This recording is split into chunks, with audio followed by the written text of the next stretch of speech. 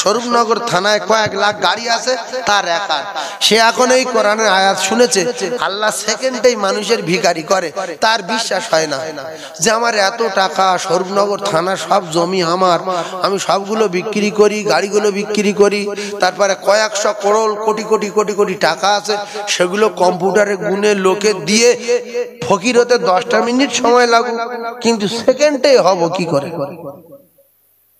আমি কি বলেছি বুঝতে পারেন? আমি আমার সব জমি বিক্রি করব, টাকাগুলো লোকের গুনে দেব, গাড়িগুলো বিক্রি করব, এই সব মিলিয়ে 10টা মিনিট সময় লাগুক, কিন্তু সেকেন্ডে কি শেষ?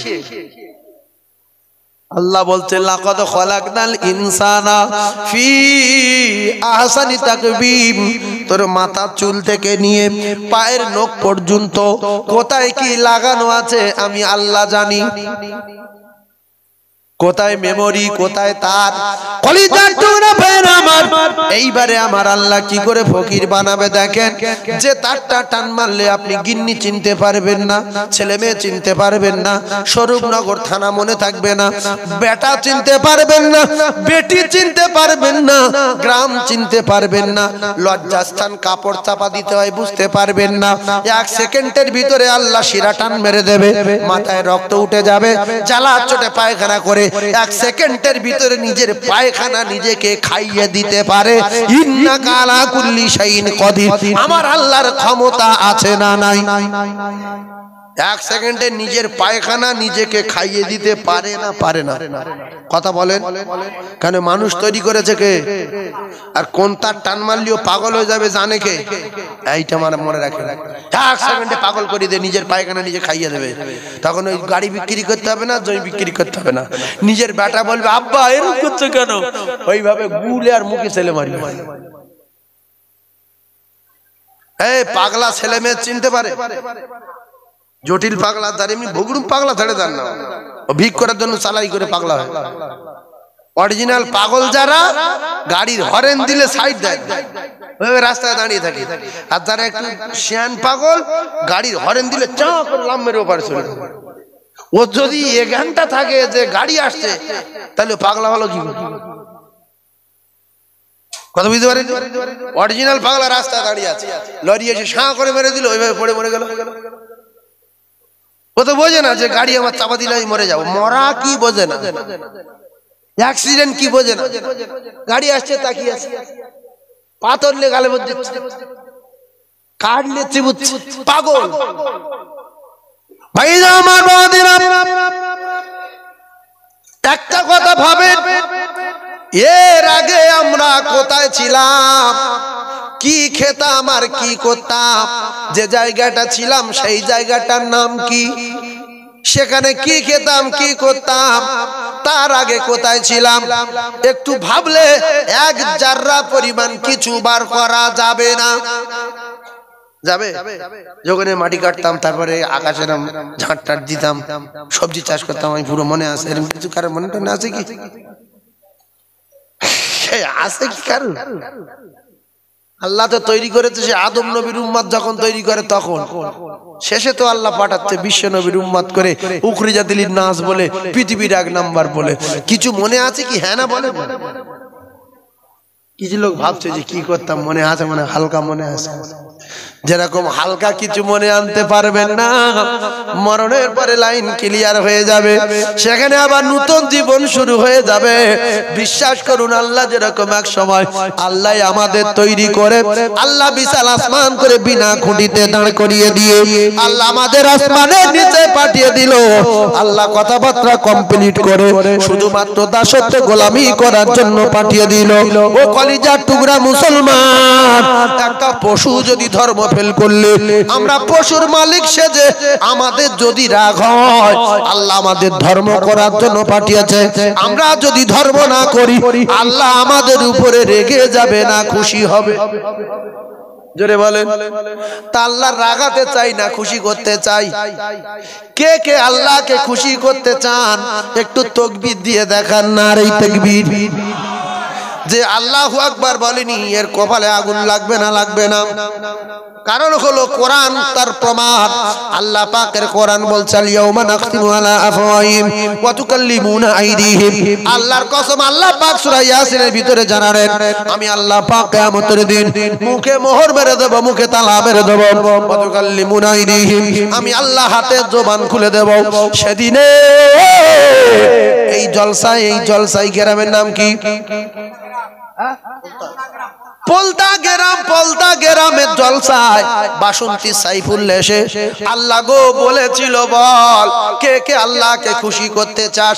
আল্লাহ সেদিনে জলসায় ছিল, এ খুশি করার জন্য আল্লাহু আকবার বলিনি, তাকবীর দেয়নি।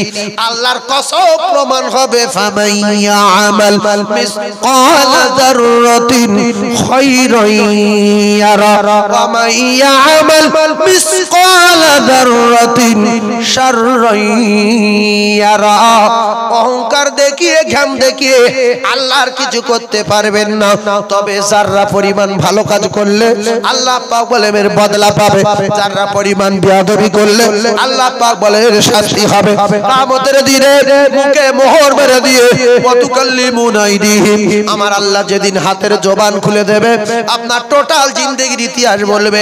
কতবার দিঘায় গিয়েছিলে, কতবার আপনার বকখালিতে গিয়েছিলে, কতবার কোথায় গিয়েছিলে, কি কি ঘটিয়েছো, আপনার টোটাল জিন্দেগির ইতিহাস আপনার হাত বলে দেবে। কোথায় আপনার বেটা, কোথায় আপনার বেটি, কোথায় আপনার বাপ, কোথায় আপনার মা। এদের চেয়ে আপনার হাতটা অনেক আপন, হাতটা অনেক কাছে। বাজারে গেলে হাত যায়, মাঠে গেলে হাত যায়, শুয়ে পড়লে হাত যায়, খেতে গেলে হাত যায়। হাত কোন জায়গায় নিয়ে যাননি তার নাম কি? হাত যায়নি কোন জায়গায়? আমি গিয়েছিলাম সে জায়গায়, সেই জায়গার নাম আছে? আল্লাহ বলছে এরপরে হাতের কাজটা শুনে লব, তোর মন মেজাজ খারাপ হয়ে যাবে, জবান তো বন্ধ। ওয়াতাশাদু আরজুলুহুম বিমা কানু ইয়াকসিবুন, আমি আল্লাহ পায়ের জবান খুলে দেব। পা বল, পা কেটে কোন জায়গায় গিয়েছিলেন পা জানবে না। লাইন আছে? এই জন্য সূক্ষ্ম বিচার হবে বলে দিনটা হবে 50,000 বছর। কতদিন হবে? এবারে আপনি তো কষ্ট পাবেন যে আল্লাহ ভালো লাগছে না, এতদিন কি করে দাঁড়িয়ে থাকবো, আমি বেরিয়ে যাচ্ছি। হ্যাঁ আল্লাহ বলে যা চলে যা। কোথায় যাবি যা, কষ্ট হচ্ছে, মাথার কি ফুটছে, যা চলে যা। যেখানে যাবেন সেখানে রাজিত্ব কার? জোরে বলেন কার? কোন জায়গায় লাইন পাবে না, আবার এসে বলবে আল্লাহ আমার উপায় কি হবে? নফসি নফসি সবাই উলঙ্গ। ও কলিজার টুকরা মা আয়েশা সিদ্দিকা, পৃথিবীর 1 নাম্বার নারী যারা, পৃথিবীর সবার মা যারা, মা খাদিজাতুল কুবরা, মা আয়েশা সিদ্দিকা, জান্নাতের রানী ফাতিমা। ও কলিজার টুকরারা, ও সোনা মানিকেরা, तमाम পৃথিবী যত নারী আছে কারোর পরনা কাপড় থাকবে না। तमाम পৃথিবী যত পুরুষ আছে সবাই ন্যাংটো হয়ে নফসি নফসি করতে থাকবে। মা আয়েশা বললেন ইয়া রাসূলুল্লাহ কি লজ্জার কথা। রাসূল বলেন আয়েশা সেদিন জ্বালার চোটে আকাশ পানে তাকিয়ে শুধু বলবে নফসি নফসি। কে ন্যাংটো কে প্যান পরা, সেদিন কারুর দিকে কেউ তাকাবে না। একটা 18 বছরের যুবক, একটা 16 বছরের মেয়ে, দুজনকে একটা ছোট্ট ঘরের ভিতরে ঢুকিয়ে দেন আর ঢুকিয়ে দিয়ে বলেন তোদের গায়েতে 5 লিটার করে পেট্রোল ঢেলে দিয়ে আগুন জ্বালিয়ে দেব, তোরা দুজনের প্রেমের আলোচনা কর। করবে কি? হ্যাঁ কি করবে? শুধু ও বাবা করতে কেলি পড়বে। তখন কে সুন্দরী, কে কিরকম দেখতে, কে কিরকম নারী, শরীরে যখন আগুন জ্বলবে কোনো কি ওই চিন্তা ভাবনা মাথায় আসবে? এই দুনিয়ার পেট্রোলের আগুন দিলে যদি কথা বলতে না পারে, ওই টেনশন যদি মাথায় না আসে, দুনিয়ার আগুনের চেয়ে জাহান্নামের আগুন পাওয়ার বেশি না কম? কোথায় নাংতে দেখবে? টাকা যদি থাকে একটু হজে যাও, আল্লাহর কাবায় যাও।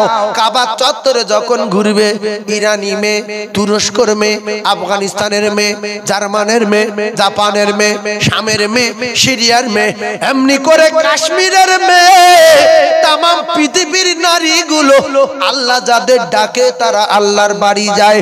আর ওই কাবা ঘরে যারা তপ করে হাজী সাহেবদের জিজ্ঞাসা করবেন, কেউ ভাবে না এই মেয়েটা দেখতে সুন্দর, ওই জায়গায় এত আল্লাহর রহমত, সবাই বলে আল্লাহ আল্লাহ আল্লাহ আল্লাহ আল্লাহ বলে রব্বানা যালামনা আনফুসানা ওয়া ইল্লাম তাগফির লানা ওয়া তারহামনা লানাকুনান্না মিনাল খাসিরিন। ও কলিজার টুকরারা, ও যুবকেরা, জওয়ানেরা, দুনিয়ার জমিনে যা পাপ করেছে, ভারতবর্ষের জমিনে যা অন্যায় করেছে, পাকিস্তানে যা অন্যায় করেছে, ইরাকে যা অন্যায় করেছে, আল্লাহর বাড়ি গিয়ে কাঁদে আল্লাহ আর কোনোদিন করব না, ক্ষমা দিন ক্ষমা দিন ক্ষমা দিন।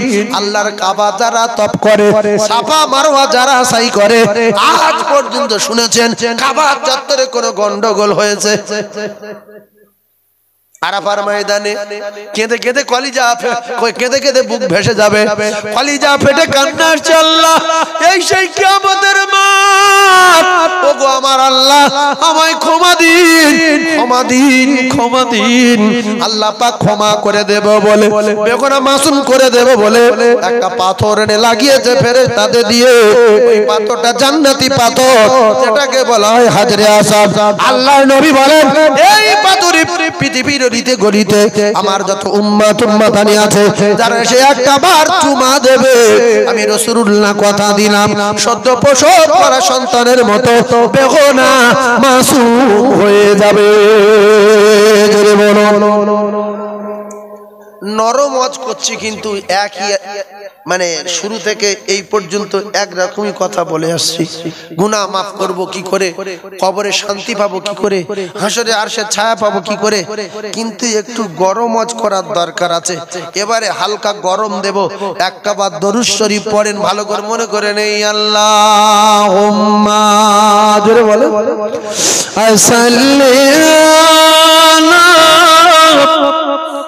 অন্তত দরুদটা একটু ভক্তি করে পড়েন, নামাজ না পড়েন না পড়েন, দরুদটা একটু জোরে পড়েন। ওয়া আলা আলিহি, বলে একটু জোরে বলো, গুনাহ হবে না, বিশ্বাস করো।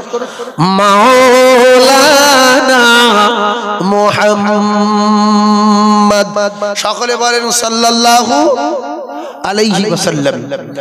কাঁদে উম্মত কাঁদে মুমিন আর কাঁদে মুমিনা, কাঁদে উম্মত কাঁদে মুমিন আর কাঁদে মুমিনা, খালি ভুবন খালি ভুবন রহিল পড়ে, খালি ভুবন রহিল পড়ে আর নবী এলো না, কাঁদে উম্মত কাঁদে মুমিন আর কাঁদে মুমিনা, আসবে না নবী আর এই ভুবনে, হবে না দেখা আর এই জীবনে, দেখা দিয়ে তোর নবী, দেখা দিয়ে তোর নবী বিচারের দিনে, কাঁদে উম্মত কাঁদে মুমিন আর কাঁদে মুমিনা, খালি ভুবন রহিল পড়ে, খালি ভুবন রহিল পড়ে আর নবী এলো না, কাঁদে উম্মত কাঁদে মুমিন আর কাঁদে মুমিনা। অসহায় আমি আজ এই দুনিয়ায়,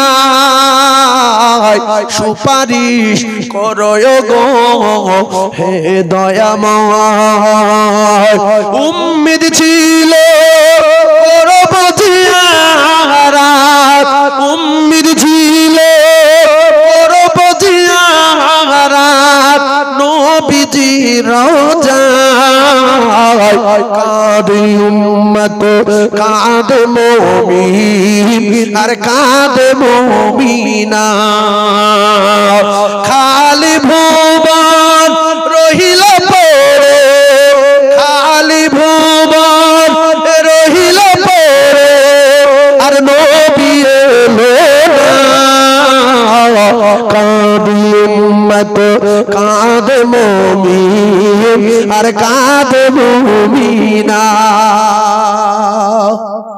আবু তালিব নবীর ভীষণ ভালোবেসেছে না বাসিনি কথা বলে কাফের হয়ে মরেছে না মরিনি কারণ এইবারে জটিল লজ দেব জটিল লজ নবীর ভালোবেসে কাফের হয়ে মরল কারণ আমরা যারা প্রেম করি প্রেমের নিয়ম জানি না এই জন্য ভালোবাসা টেকে না আউট হয়ে যায়